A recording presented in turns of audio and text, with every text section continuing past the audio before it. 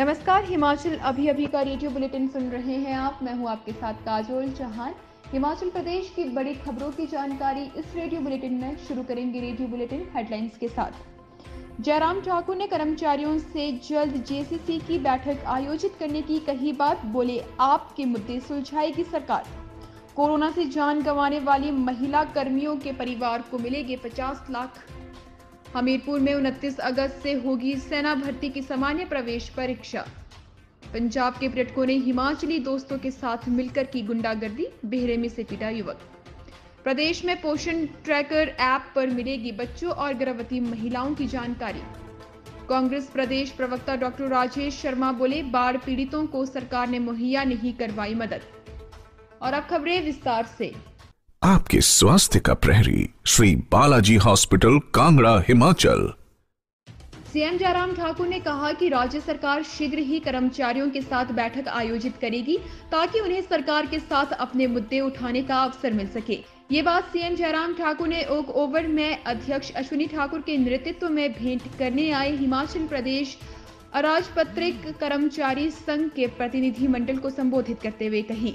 उन्होंने संघ को आश्वासन दिया कि राज्य सरकार कर्मचारियों के उचित मुद्दों पर सौहार्दपूर्ण तरीके से निवारण करने का प्रयास करेगी, क्योंकि सरकार कर्मचारियों के साथ सौहार्दपूर्ण संबंध बनाए रखना चाहती है। जयराम ठाकुर ने कहा कि राज्य सरकार प्रदेश के कर्मचारियों के कल्याण के लिए प्रतिबद्ध है और कर्मचारियों की उचित मांगों को समय समय पर पूरा किया जा रहा है। जयराम ठाकुर ने कहा कि कर्मचारियों ने प्रदेश में कोविड-19 के प्रभावी प्रबंधन में अहम भूमिका निभाई है। ड्यूटी के दौरान कोरोना वायरस से जान गंवाने वाली महिला कर्मचारियों के परिवार को 50 लाख रुपए की राशि दी गई है। आईजीएमसी शिमला के एमएस डॉक्टर जनकराज ने इसकी पुष्टि की है। उन्होंने बताया कि प्रधानमंत्री गरीब कल्याण पैकेज के तहत कोरोना संक्रमण से जान गंवाने वाले हर कर्मी के परिवार के लिए 50 लाख रुपए जारी किए गए हैं। कोविड वॉरियर्स के आश्रितों के पक्ष में पीएचसी मंडल जुब्बल कोटखाई क्लब में तैनात मिड वाइफ प्रेमलता और आईजीएमसी शिमला के स्टाफ नर्स द्रौपदा डोगरा के आश्रितों को ये राशि मिलेगी। बता दें कि कोरोना महामारी की दूसरी लहर के दौरान कोविड-19 से इन दोनों की मौत हो गई थी। सेना भर्ती कार्यालय हमीरपुर के भर्ती निदेशक कर्नल संजीव कुमार ने कहा कि शारीरिक परीक्षा में छंटनी किए गए अभ्यर्थियों के लिए सामान्य प्रवेश परीक्षा हमीरपुर में होगी। इसकी संभावित तिथि 29 अगस्त तय की गई है। इन सभी अभ्यर्थियों ने इंदिरा स्पोर्ट्स स्टेडियम ऊना में इसी साल मार्च माह में सेना की भर्ती रैली में हिस्सा लिया था।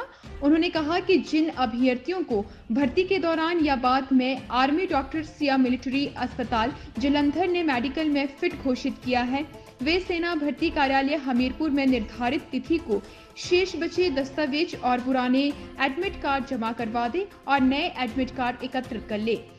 उन्होंने कहा कि सेना भर्ती कार्यालय में आने के लिए कोविड-19 के प्रोटोकॉल को फॉलो करते हुए आपस में 2 मीटर की सामाजिक दूरी बनाए रखें और मास्क पहनकर आएं। पंजाब के 2 युवकों ने मंडी जिला के एक युवक की बेरहमी से पिटाई की और हैरान करने वाली बात यह है कि इस मारपीट में 2 हिमाचली युवक भी शामिल हैं, जो कि हमीरपुर जिला के रहने वाले बताए जा रहे हैं। मिली जानकारी के अनुसार पंजाब के 2 युवक हमीरपुर के अपने 2 साथियों के साथ मनाली घूमने के लिए गए थे। बीती रात को ये मनाली से वापस आ रहे थे। इस दौरान कमात के पास स्थानीय युवक भास्कर शर्मा ने अपनी कार को सड़क किनारे खड़ा करके एक अन्य कार को रोककर ये जानने का प्रयास किया कि कहीं इलाके में आवारा पशु तो नहीं छोड़े जा रहे हैं।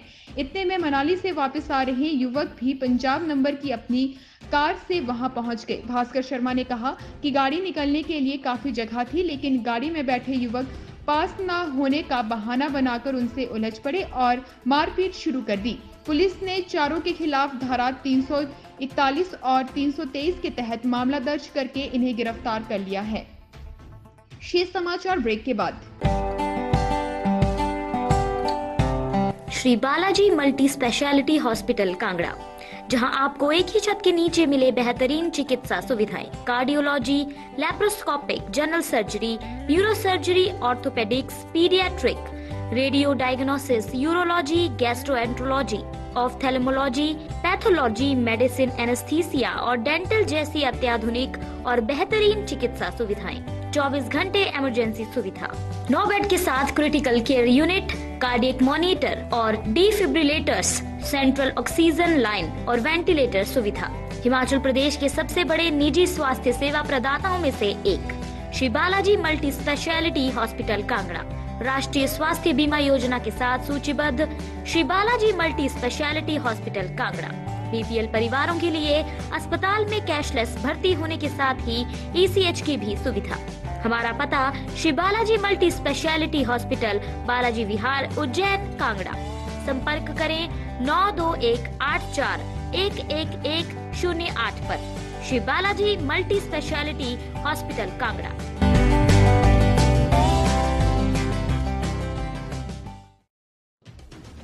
हिमाचल प्रदेश के 18,925 आंगनबाड़ी केंद्रों की हर रिपोर्ट जल्द ऑनलाइन तैयार होगी। केंद्र सरकार की सही पोषण देश रोशन योजना के तहत पोषण ट्रैकर ऐप तैयार किया गया है, जिससे बच्चों और गर्भवती महिलाओं में कुपोषण की बीमारी दूर करने का दावा किया गया है। पोषण ट्रैकर एप्लीकेशन शुरू होने पर 6 साल तक बच्चों और गर्भवती महिलाओं से जुड़ी हर जानकारी एक क्लिक पर मिलेगी। आंगनवाड़ी कार्यकर्ताओं को ऐप चलाने के लिए प्रशिक्षण देना शुरू कर दिया गया है।